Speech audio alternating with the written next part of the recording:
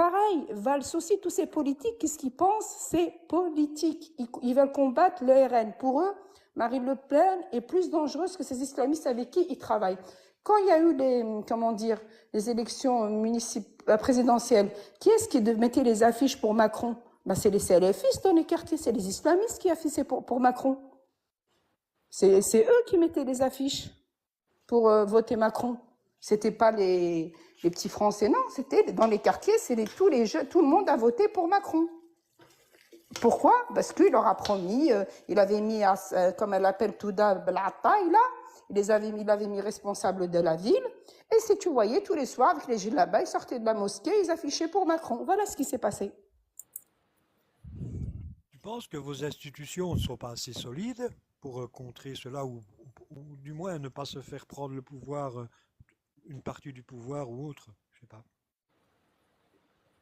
Pas que nos institutions... Oui, alors... donc, du coup, et je le revendique, enfin, en tout cas, je revendique mon islam, bref. Et donc, du coup, j'ai enseigné à Sevran, et puis rien de ce genre de discours n'a croisé mon esprit, mon oreille, mes oreilles, du tout. Donc, j'en ai vu ni des rabatteurs, ni des professeurs qui hésitaient à faire des leçons ou qui faisaient du prosélytisme. On avait un programme, on devait le respecter. Et c'est le même programme français. C'est juste qu'il y avait en plus l'étude de la langue arabe, qui est d'ailleurs présente dans les écoles françaises de la République. Et il y avait aussi des études islamiques dont je ne prenais pas en charge. Donc du coup, je ne sais pas comment ça se passait.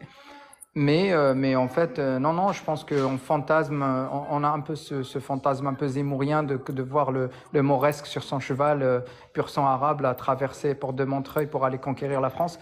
Je pense qu'il n'y en a rien de tout cela.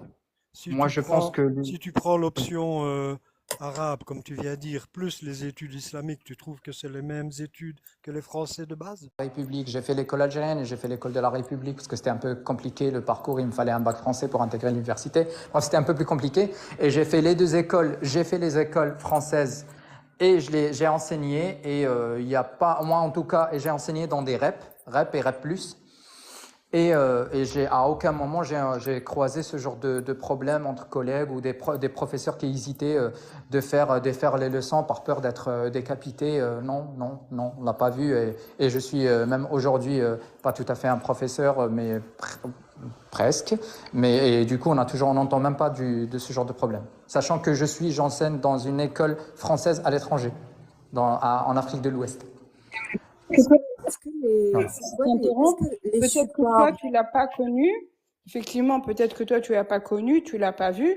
Mais par exemple, tu parlais de Sevran et des alentours. Et, tu dis qu'il n'y avait pas les rabatteurs. Malheureusement, on a combien de jeunes qui sont partis en Syrie? Je dis bien énormément, beaucoup de jeunes qui sont partis en Syrie, qui ont été embrigadés par certaines personnes. Hein. Ça a existé, on ne peut pas le nier. Hein, ce n'est pas moi qui l'ai inventé. Après, moi, quand tu dis... je n'ai jamais vu, peut-être toi, tu n'as jamais vu, mais je peux te dire qu'effectivement, ça existe. Il y a des enseignants qui ont tellement peur, ne serait-ce qu'au-delà des cours d'histoire, au-delà, ne serait-ce, par exemple, toi, tu étais prof d'SVT, c'est ça, tu m'as dit, non? Non, pas du tout. Non, pas du tout. Philo, ouais. Toi, tu dis que tu ne l'as pas vu, mais si tu dis que ça n'existe pas, ça veut dire que tu es